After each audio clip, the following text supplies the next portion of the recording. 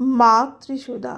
মেয়েরা আত্মনির্ভর হোক, পারিপার্শ্বিক অবস্থা সম্বন্ধে সচেতন হোক তিনি চাইতেন।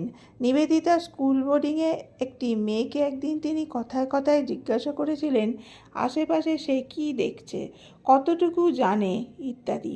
মেয়েটি সব বিষয়ে ঠিকমতো উত্তর দিতে পারেনি। মা মেয়েকে যা উপদেশ দিয়েছিলেন তা বর্তমান যুগে বাবা মায়েরা তাদের ছেলে মেয়েদের ছোটবেলা থেকেই বলছেন।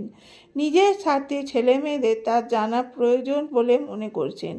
পাশ্চাত্য জগতে গণমাধ্যমে ছেলে মেয়েদের প্রোগ্রামে ওই কথা বিভিন্নভাবে বলা হয়েছে।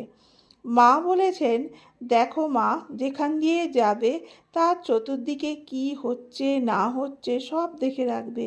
তারপর যে কথাটি বলেছিলেন তার প্রয়োজন ছেলে মেয়ে নির্বিশেষে সকলের পক্ষে অত্যন্ত জরুরি। সেটি হলো, আর যেখানে থাকবে সেখানকারও সব খবরগুলো জানা থাকা প্রয়োজন, কিন্তু কাউকে কিচ্ছু বলবে না। জীবনের কিন্তু এটি একটি মস্ত বড় শিক্ষা। মার এই রকম উপদেশগুলি পড়লে মনে হয় সেই যুগে এক লেখাপড়া না জানা রক্ষণশীল গ্রাম্য নারীর মন ও চিন্তা কতখানি বাস্তবধর্মী ও আধুনিক ছিল।